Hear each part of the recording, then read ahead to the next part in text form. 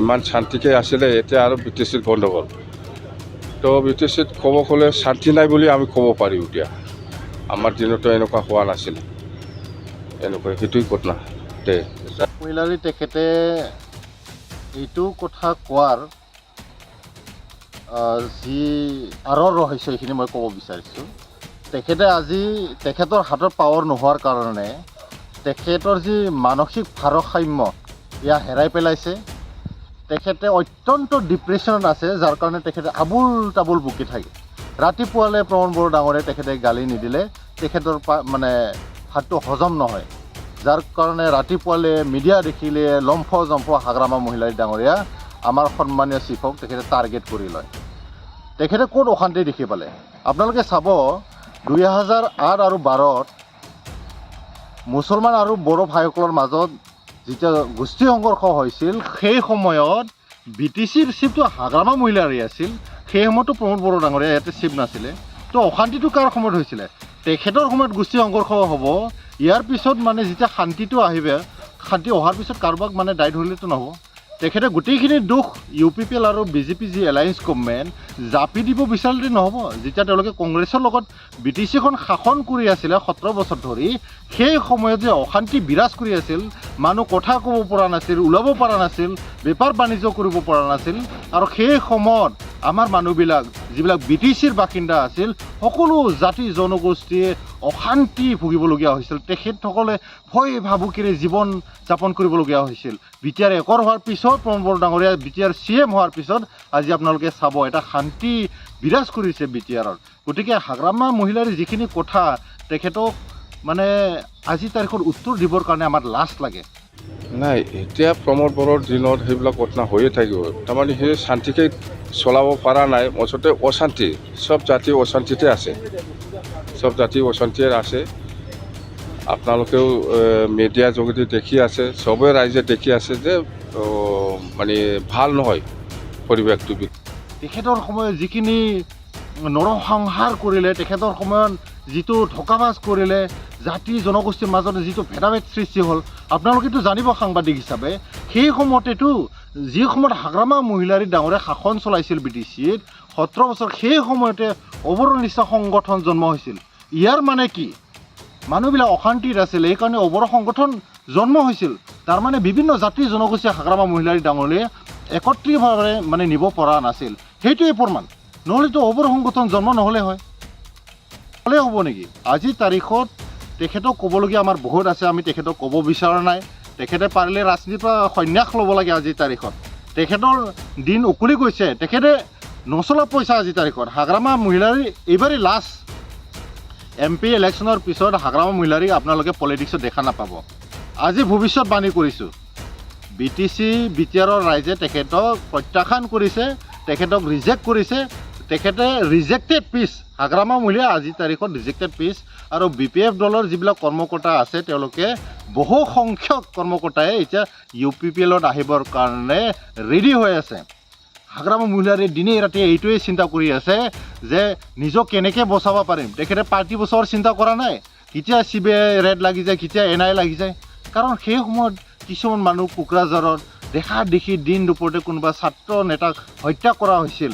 ক'ৰবাত নহয় ক'ৰবাত সন্দেহৰ আঙুলি কিন্তু সেই সময়ৰ বাঘা বাঘা নেতাবিলাকৰ তাতে গৈছিল। আৰু এই কথা NI ভালদৰে জানে। আৰু ইয়াৰ কাৰণে CBI অলৰেডি চাৰ্জশ্বিট কৰিছে, বহুতখিনি কিবা কিবি আহিছে, এইখিনি ক'ব যোৱা নাই। আজি তেওঁ অকণমান এক্টিভ হৈ দেখুওৱা মানে কি, এইটো BPF পাৰ্টিক বচাবৰ কাৰণে নহয়, তেখেতক যাতে জেললৈ নিব নোৱাৰে, এইকাৰণে তেখেতে মানে পাব্লিক মেণ্ডেটটো ঘূৰাই আনিবৰ কাৰণে চেষ্টা কৰি আছে। যিকোনো প্ৰকাৰে তেখেতে পাৱাৰ নহ'লে তাৰমানে পাগলৰ নিচিনা হৈ যায়, অকণমান মেণ্টেলৰ পেচেণ্ট দৰে হৈ যায়। যিবিলাক মানুহ ড্ৰাগছ খাই নহয়, ড্ৰাগছ নাপালে অকণমান মেণ্টেলবিলাক হেলি যায় নহয়, ব্ৰেইনবিলাক, তেওঁলোকে সুস্থিৰভাৱে থাকিব নোৱাৰে। ঠিক তেনেকৈ হাগ্ৰামা মহিলাৰীৰ অৱস্থা। তেখেতৰ হাগ্ৰামা মহিলাৰী ডাঙৰীয়াৰ প্ৰমোদ বড়ো ডাঙৰীয়াক আজিৰ তাৰিখত সমালোচনা কৰাৰ নৈতিক অধিকাৰ তেখেতে হেৰাই পেলাইছে। কাৰণ তেখেতৰ সময়তে অত্যন্ত ধন দাবী, এক্সটৰশ্যন, সেই সময়তে কিবা মানে কমিউনেল ক্লেছ, কিবা কৰাপশ্যন হৈছিলে। আৰু তেখেতে আজিৰ তাৰিখত ধাৰ ধুৰ কথা নকোৱাই ভাল। সেই সময়ত দুনীয়া ঠিকাদাৰবিলাকৰ টকা পইচা লৈ তেখেতে 3000 কোটিতকৈ অধিক ধাৰ কৰাৰ পিছতো তেখেতৰ লাজ নালাগে। আজিৰ তাৰিখত BTR বাসী জনাটো খুবেই মানে জৰুৰী, অত্যন্ত প্ৰয়োজন। যে হাগ্ৰামা মহিলাৰীৰ সময়তে ৩,০০০তকৈ অধিক কোটি টকা কিন্তু ধাৰ লাগিছে। তাৰমানে বিটিআৰ বাকীৰ সকলো মানুহৰ মূৰত আজি ৩,০০০ কোটিৰ কিবা নহয় কিবা এটা ঋণ লাগি আছে। অকল মুছলিমৰ নহয়, মাটিৰ সমস্যাটো সকলো জাতি জনগোষ্ঠীৰ সমস্যা আছে। আৰু আমি বিশেষভাৱে যদি চৰকাৰ আহে, এই প্ৰথম আমি এই মাটিৰ পাট্টা প্ৰদান কৰাটোৱে আমি কাম কৰিব। তেখেতে কৈছে কি, তেখেতে চৰকাৰ হোৱাৰ পিছত মানে লেণ্ড পট্টা দিব। 17 বছৰত তেখেতে লেণ্ড পট্টা কিয় নিদিলে? আপোনালোকে চাব, UPPL আৰু BJPৰ যি এলায়েন্স গভমেণ্ট আছে, 40,000তকৈ অধিক মাটিৰ পট্টা দিলে। 17 বছৰত কিন্তু হাগ্ৰামা মহিলাৰী সেই কাম কৰিব পৰা নাছিল। হাগ্ৰামা মহিলাৰী এণ্ড তেওঁৰ কোম্পানী আজি লাজ পাব লাগে। আজিৰ তাৰিখত ডক্টৰ হিমন্ত বিশ্ব শৰ্মাৰ নেতৃত্বত, প্ৰমোদ বড়ো ডাঙৰীয়াৰ নেতৃত্বত লেণ্ড মেলা পাতি ফালে ৰাইজক মুকলিভাৱে মাটিৰ পট্টা দিয়াৰ এটা সুযোগ দিছে। কোনোদিনা ভাবিব পৰা নাছিল হাগ্ৰামা মহিলাৰী যে এনেকৈ মেলা পাতি ফালে মানুহক মানে মাটি দিব পৰা যায়। তেখেতে সেই সময়ত মানুহক নেগলেক্ট কৰিছিল কাৰণে, বিভিন্ন জাতি জনগোষ্ঠীক ডমিনেট কৰিছিল কাৰণে অবৰ সংগঠন জন্ম হৈছিল। আজিৰ তাৰিখত কিন্তু প্ৰমোদ বড়ো ডাঙৰীয়াৰ নেতৃত্বত বিটিআৰ শান্তি বিৰাজ কৰিছে। আৰু এই কাৰণে আমাৰ পূৰা ডাটা প্ৰুফ আছে, 40,000তকৈ অধিক আমি মাটি পট্টা দিব পাৰিছোঁ। আমি আজিৰ তাৰিখত গৌৰৱেৰে ক'ব পাৰোঁ আমি বিটিআৰ বাসীৰ কাৰণে কাম কৰিছোঁ আৰু বিভিন্ন জাতি জনগোষ্ঠীক এক লৈ পেলাই কাম কৰি আছোঁ।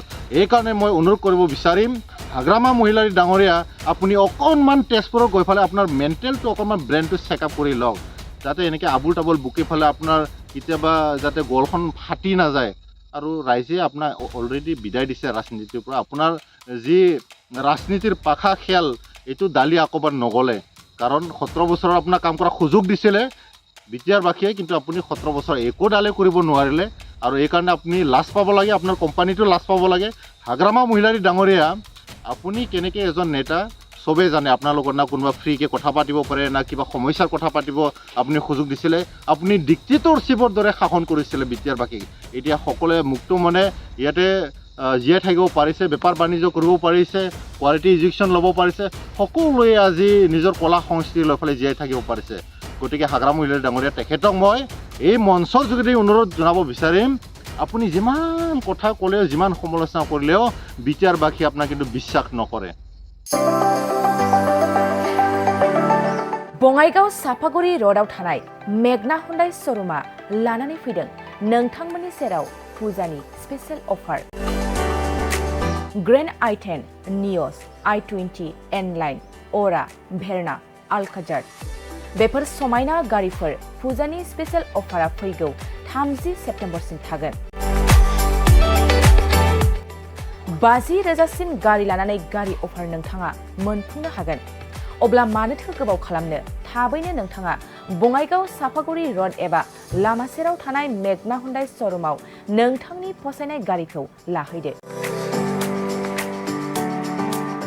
गोबां मिथिनो थाखाय नैबे जानबुं नाम्बार 9101093856 8011827497 700279673 70026948111 आव खौरां लाहर।